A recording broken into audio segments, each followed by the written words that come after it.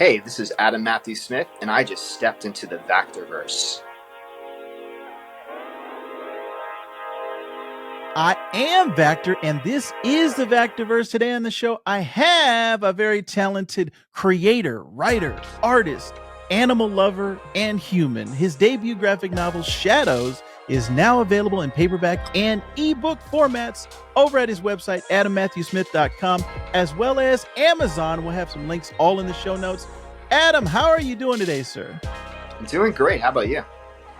Excellent. I'm always happy to have a creative person on, and you definitely fit the bill because I first got aware of you on TikTok. That was the first time I saw you, and just I saw you promoting like a madman, and I said, I got to get this guy on. He's working as hard as anyone I've seen on TikTok. So I'm happy to have you here in the Vactor-Verse, sir. So thank you very much for joining me. I like to have different comic book creative types on the show, whether it's an artist, a writer, or someone like myself who is commenting on the artwork or the art form.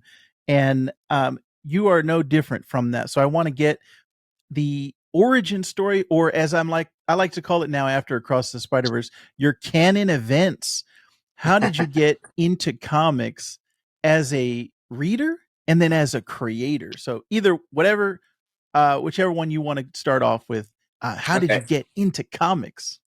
It's kind of a blurry line of how I got into reading comics because it happened so young. Like, I can't remember. I know that, like, sometimes I would get sick in elementary school and my grandma would watch me and we'd go to, like, the pharmacy and there'd be, like, a comic rack and she'd, like, pick out your comic. And it'd be, like, Spider-Man or Avengers or something like that. So maybe that was one of the main things, but it was from a very early age. And my best friend, childhood friend, and I, we'd read each other's comics. We'd get different titles and like share them and read each other's comics and toys and all that. And we started drawing together. We started drawing our own characters together because we were so inspired by these stories we were reading. So that's kind of how it all started. Man, I can definitely relate to that. I remember the spinner racks in 7-Eleven and, like Walmart and different grocery stores. I have a nostalgia. One of these days, I'm going to get a spinner rack for my podcast studio. But yeah, it was such a great marketing thing of just seeing the comics on the rack. Yeah. Now you have to go to Barnes and Noble and see them on the shelf. But speaking of Barnes and Noble and different places where you can find comics, I'm very interested to get, how did you get into independent comics and creating comics, and then now you have your own graphic novel published that people can find on Amazon and on your website. So I'm very curious, how does somebody who is, let's say if somebody's watching this and they're new and they want to create, how did you get started? Well, mine's kind of I guess I don't know if it's an original story, but it's a long story. But I'll try to try to briefen it as much as possible. But basically, when I was a kid, I created these characters who are in my book. So I did this back in the 90s, some of the story elements and the characters and all of that. So it's kind of been something that's been floating around my head for a very long time.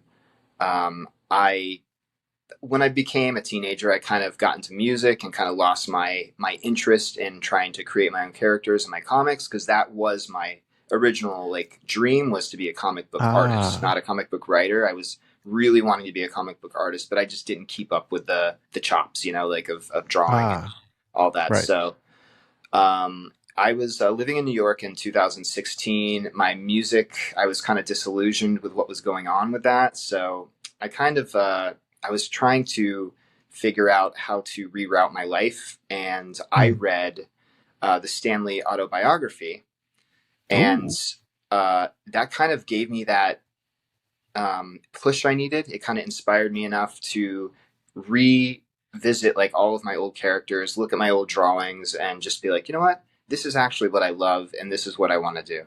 So in 2016 is actually when I started drafting like the first draft of the script, which is not actually what Shadows is now, but it was like the first part. So that's kind of what happened there. Nice. Yeah, I'm always interested in the road or the journey that people go on, because everyone is brings their own unique background to it, Yeah. and just your story is always interesting, and I always find inspiration and something can always be taken from people's different journeys. So I'm very happy to have yours now in the Vactor-Verse for everyone out there to share. Why don't you tell our friends who are listening to this or who are watching this on YouTube, what is Shadows all about? Shadows. Okay. So in the soundbite, I would say I always tell people when they're like, "Give me like the elevator pitch." I say Blade Runner X Men. That's what Shadows is. Oh, So yes, that's just yes. to kind of catch you a little bit, but it's different, obviously. But it's a twist on some things that I love, like so again, like these characters, I created them back when I was really into comic books as a kid, reading a bunch of X Men. Of course, I was reading Spawn. I was reading a lot of Image comics. So there's a lot of Image Mm, influence, I think, in this, yes, at least 100%. aesthetically.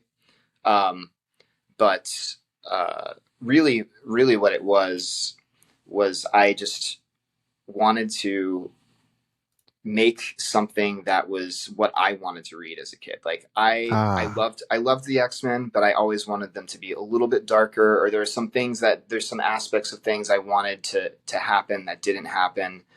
I've always loved like the cyberpunk genre, even before it was like an official genre. Like I always loved yeah. stuff like Blade Runner and that kind of stuff, right? So I've always like I have old drawings like dated back to the 90s where I have created kind of a cyberpunk universe for these people.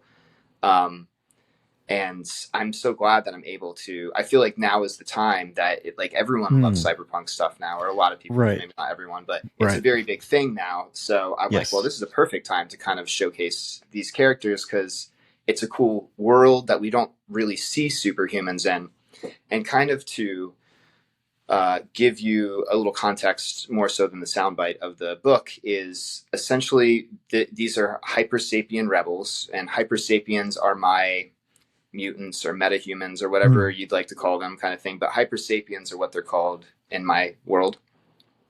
So they're superhumans who are being kind of shunned by society. They've actually been enslaved, and they're being used to like either work, or they're just being killed in mass, and it's this really bad totalitarian government. So this group of hypersapien rebels is kind of fighting against the empire, if you will. So like at the time when I ah, was like writing this, I was watching a lot of Star Wars. So like I said, ooh, when I was first writing this script, it was not what you'll read in the book, but I was watching a lot of Star Wars, and it was this origin story of this one character who I'm not going to really talk about because he's kind of like the secret main character. And basically, I was like, it was this whole origin story, like going back and kind of like that typical origin story type thing. And I'm like, you know what? What I like about Star Wars is it just threw you into the middle of it. You didn't know what was going right, on. It's like boom, first right. first second, you're like right there in the middle of the action. You have to figure out who these people are along the way. So what Shadows became was more an influence of the way, even though it's not anything like Star Wars, it's influenced by kind of the approach of Star Wars, where it is an origin story in a sense where it's like these people meeting and coming together, but it's not an origin story. It's like you are right in the middle of this action, in the middle of this like chaos and this you know horrible divide of race and culture and Mm, all of that. So a lot of stuff that we're dealing with today, much like the X-Men, so right. that's where it's kind of X-Men-y, but it is they're hypersapiens. And the cyberpunk aspect of this is that because these superhumans exist, um, people are making cybernetic enhancements for humans so they can be as strong as the superhumans. So it's kind of merging superheroes and cyberpunk a little bit. Mm. Man, this is perfect. I I can see a lot of these influences, like you saying, Image Comics, X Men, and it's like that. There's a feeling that comics had in the '90s, and I get that from reading Shadows, and it's Awesome. something that I think is, I don't want to say, it's not necessarily polarizing, but it is, if you know, you know, like if you know the 90s comics, like there's a specific era, and I think you and I are probably similar in age. We grew up in and around a lot of that, like you said, the Image boom when they first came out, Hmm. and the X-Men animated series and a lot of that stuff. But That what I was a big love that was a big is, thing. yeah, what's crazy, I would say 90% of the creatives I've had on my show, when I ask them what their first influence is, say the X-Men animated show, I was Interesting. thinking more it would be like Batman, the animated series, but X-Men was a huge impact. And I knew it, growing up, always had X-Men on at some point in the background, but I just didn't know the reach of it, that so many people, I think when they hear that, like when they hear the song, and So then they iconic, have yeah. the memories.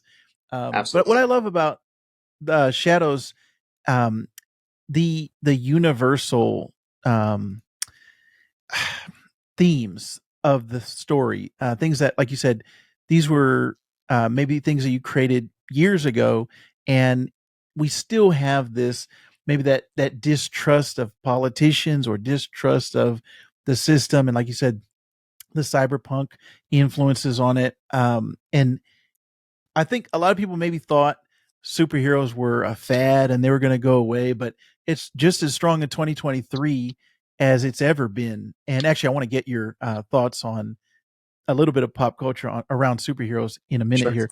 But yeah, can you kind of talk about when you were coming up with the story and when you were creating it? Um, were those themes that you had a personal resonance with, and you felt something, the distrust, I should say, of like a bigger, higher entity? Have you felt that in your own personal work? Yes, for sure, for sure. Um, and some of the elements I was pulling from those things were the me feeling as a child kind of like an Mm. outcast from like the cool kids Ah. and all that, Mm. and really relating with the X-Men, feeling like an outcast. I loved Spawn, the whole like Yes. just Yes. the gritty, dark, real worldness of all the Spawn comics, and it was like so gritty. And he was in an alleyway with all of these like homeless people, but they were like his family, and it was like super cool. It was like stuff you just didn't, an image. It has people have their opinions about it, but it definitely was groundbreaking and showed superheroes and showed things in a way that weren't previously shown. And this is all the artists that were excited about doing their own thing because they were feeling kind of held back by whichever label they were a part of, kind of thing. So, Right. and And I more or find less that like, story fascinating.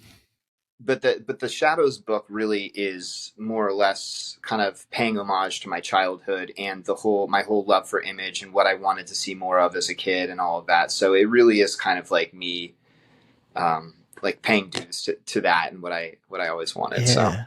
Yeah. Man, I think if anyone is out there, if this, what we're talking about resonates with you, I think you're really gonna enjoy Shadows. There's just that, like I said, there's so much of me growing up and thinking about these things, and when I was reading the book, I kind of got that flashback of good good vibes, good memories. So yeah, all of that is fantastic in here. Can you talk a little bit about working with JC? Is it Grand or Grande? Grande, JC Grande. Grande. Mhm. Yeah. Yeah, Can you talk a little bit about working with him? yeah. So he was a great artist. He lives in El Salvador, and he's somebody who Ah. I met through DeviantArt online. I was looking for Ooh, artists because, wow. like I said, I didn't keep up with my drawing skills. So when I first started writing this, my mom was like, "Hey, you should draw it too." And I'm like, "I'm trying to sell copies, mom. Like, trying to sell comics here." So and I was like, "Thank you, I love you too." But so I was looking on DeviantArt, and I went through talking to several different people, and he wasn't actually the first person who I landed on, but that didn't work out. And luckily, because JC and I meshed really well, and he and I are about the same age, so we had a lot of the same influences growing up. So we were mostly on the same page. And so that, yeah, it was hard though, because we were in different countries, and through the pandemic, because we were working on it through 2020, and there were so many things going Ah, on, so there were so many delays. So this book actually should have come out like a couple of years ago, but it came oh out in wow. 2022. So yeah, I Hmm. mean, I'm happy. I'm okay with, I wish it would have come out a little earlier, but it's okay. Like, I'm glad it's out. I'm glad I finally put the first chapter out there, because I definitely Yeah. have more story to tell with this. Yes. Yes. But Well, I can't wait. He's an excellent artist, and he really did a lot of great work and put his heart and soul into this. So um, Nice. I'm sad that we can't have more you know interviews with JC, because I'd love to have him talk about it as well, because Hmm. it was quite a journey. The two of us going through this. Yeah. That I always find that fascinating when two artists are not, in the same region that are Mhm. able to connect and communication, like the way that we have the internet now and the way we can communicate. I just wonder, back in the day, were they writing letters to each other, or it must have been calling on the phone, but just Yeah. completely changed in our internet society. So always find that interesting. And I'm interested to get more from the Shadows universe. So that is some good More to news come. there. Yeah, I can't wait. I wanted to get your thoughts on the current state of things in pop culture. Always love hearing what people are enjoying at the moment. Now, you said you were or, originally influenced, a little bit of Star Wars influence in here. Have you kept up? Are you enjoying the current crop of Star Wars stuff that's coming out on Disney Plus and these new movies that they announced? uh, Man, I'm just gonna get really divisive here. Um, I really like The Mandalorian. I think that's a Hmm. really good show. Um, I can't say I like a lot of the new stuff, to be honest. There are definitely things here and there um, that have been good, and there are things I'm looking forward to. But I'd say overall, I'm sticking with the original stuff. Hmm. Yeah. Sticking with Yeah. the original I'm stuff. also kind of hoping that this new, especially after the success of Mandalorian, this new kind of, it looked like they were going in the route of, hey, let's do a bunch of trilogies and side stories in between the trilogies. Now Mm, it seems like they're going more for, okay, let's kind of stop. Let's hold up, not put something out every year, but let's wait a little bit. Let's give it a little bit time to breathe and to breathe, yeah, make sure it's something that's quality. So right. hopefully, we don't know at this point, but hopefully it'll bear some fruit. Well, Star Wars and Marvel are both under the umbrella of Disney, as we know. So they've both kind of slowed down production. So I think that was a really good choice that they made, because they were getting a lot of backlash, both IPs, and I think that it's very that was a good decision for sure. Hmm. Quantity over Yeah, quality. I'm with that 100%. And it's, you know, obviously as a fan, I want more to consume, but I don't want it to be Yeah, bad. So I right. want them to take their time and make something that's That being quality. that Uh, being said, I did enjoy She-Hulk. I know I'm gonna get a lot of hate ah, comments, but I did enjoy She-Hulk. I did Yes, also. Yeah, that I was thought it was a one fun that show. yeah, But I thought it was great. everyone who's Breaking hating the on it, fourth I just don't know wall. what they were expecting from it. But anyway, we won't go into that. I guess. Yeah, yeah. And that she Did does you in the get a chance to comics. I see? mean, it's not. That's Yeah, anyway. that was something that I was, and as a kid, that was something that whenever, like Ferris Bueller, or whenever something would break the fourth wall, I would be like, "This is amazing! My mind's blown! I can't believe this." So I have that soft spot Yeah. and nostalgic for anything that breaks the fourth wall. Did you get a chance to see the Flash or any of this DC stuff that's been coming out? I haven't. I haven't yet. I have not yet. But I do plan on seeing the Flash. But I have not yet seen that. So Okay, it's I on it's I on my will list. withhold. I kind of have Gotcha. I Yeah, kind of have there's mixed feelings. I'm kind of lukewarm on it. Yeah. Yeah, that's I think it's a good it's good to not go into it after the expectations that James Gunn and Tom Cruise and Stephen King and everybody was like, "This is the greatest superhero movie of all time." So I went into it like, "Oh, this is going to be better than The Dark Knight." I think your approach is much better. That's the approach that I should have had. It sounds like a lot of fans are taking that approach because it bombed at the box office over the weekend. Oh, really? Made less than Black Oh, Adam yeah, did. I saw that. It made like a really dismal amount of like international uh, sales. So that's a Yeah, bummer. so that's probably the end of the Flash. Well, at least that version of the Flash. We're probably going to get a new one. They're probably going to reboot it as it goes forward. But is there anything in the, I guess, the superhero or sci-fi or geek realm that you've been like, man, this is, I want to shout it from the hilltops. I've been enjoying this thing, whatever it is, TV, movies, comics. I mean, I definitely watched a lot of. I watch like all the comic stuff and Yeah. movies and shows and everything. But here's one thing I do have to say about sci-fi. There's a show on HBO called Raised by Wolves that Oh, yes, yes, yes. it got discontinued, and it Yeah. absolutely should not have. It was such a good sci-fi show. It was like one of the best sci-fi shows we've had in a long time. And I don't know, it just didn't have enough viewership or what, but like they left on a cliffhanger that I am so pissed it Mm. got canceled. Like what? Like what? Yeah, So I don't know. that I'm was pretty one of bummed. I was those. very.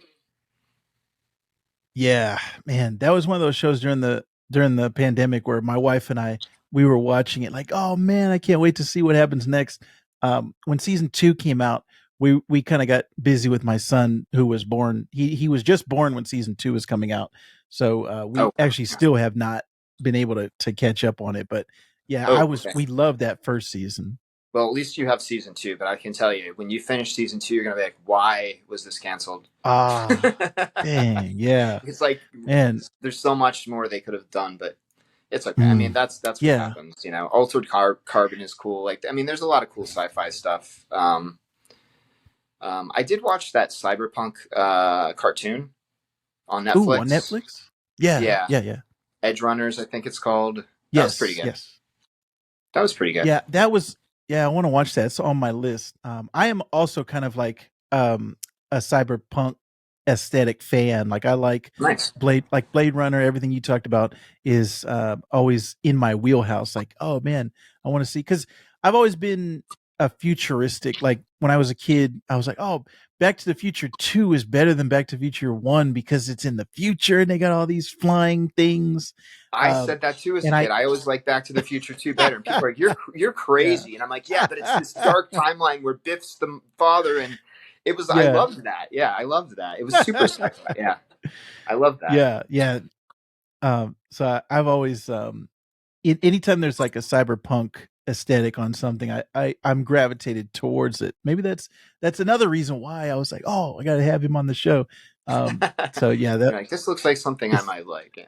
yeah, yeah. I just wanted to say that the cover, I have to give props to Nachizimo. JC Grande did the all of the artwork in the book, but Nacho Rodriguez, who goes by Nachizimo, that's his like artist name on Instagram and anywhere you can find Nice.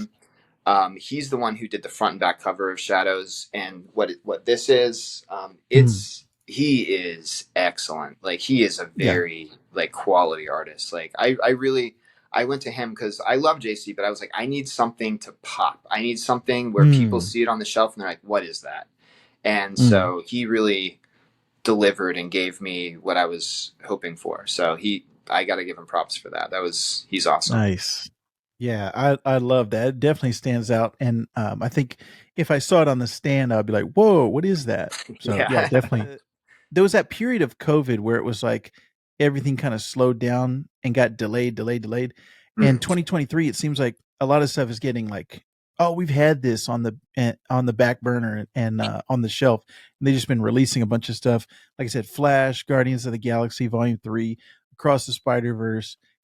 There's just been a ton of great stuff that's come Yeah. out this year. And even in video games, comic books, TV shows, movies. There's just been a lot of stuff that's come out in 2023. We got Blue Beetle coming down the line, the That looks cool. Marvels from Marvel. Honestly, I So think the hopefully Marvels we'll, looks pretty fun. I think that they're doing. yeah.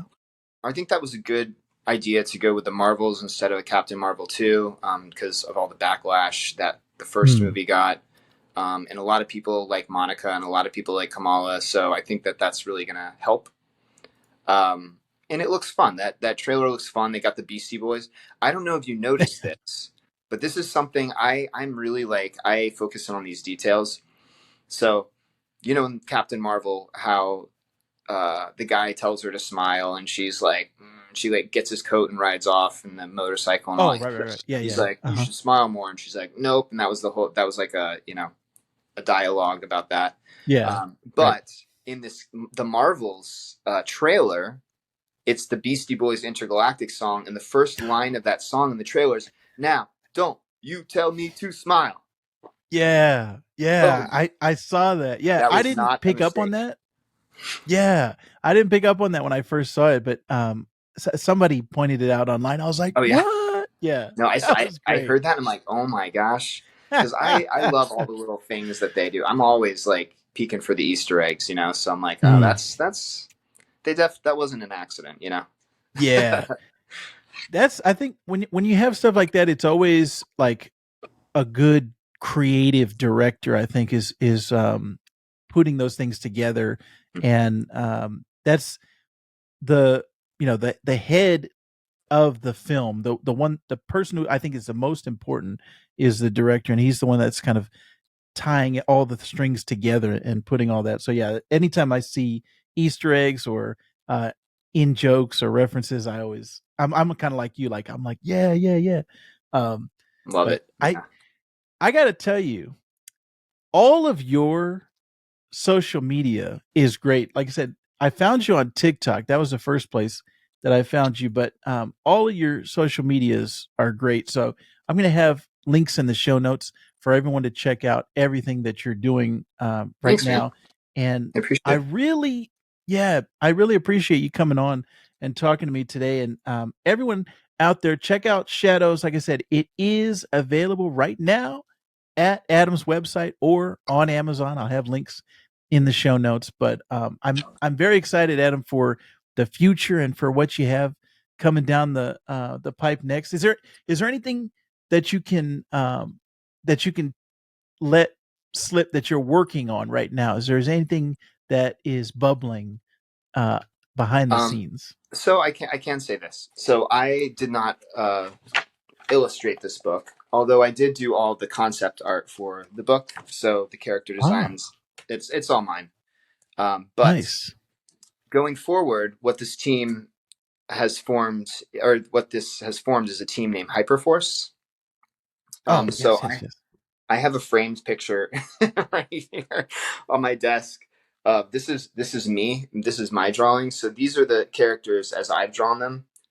So Oh, this is Hyperforce, and this is going to be the characters that meet in Shadows. And so going forward, I'm working right now on the first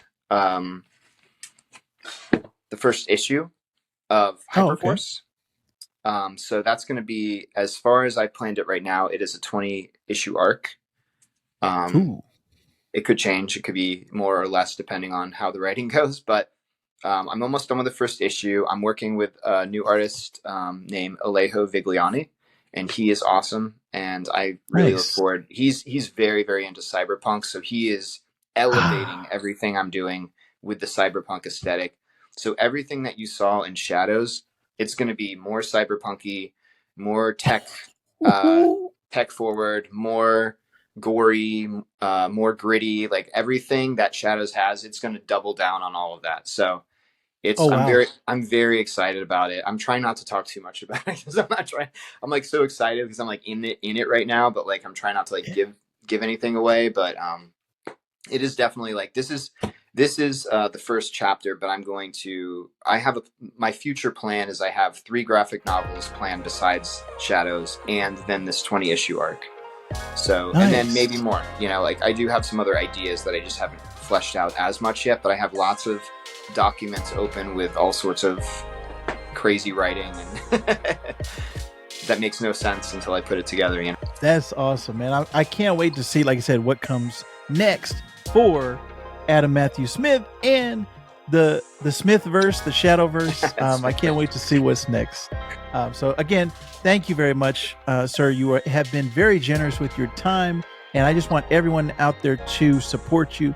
And like I said, go to the link in our show notes for all of the Adam Matthew Smith goodness that there is, sir. Thank you very much for joining me today. Thank you so much for having me. I appreciate it. Yeah. I just want to let everyone out there know that Adam loves comics, and you should too.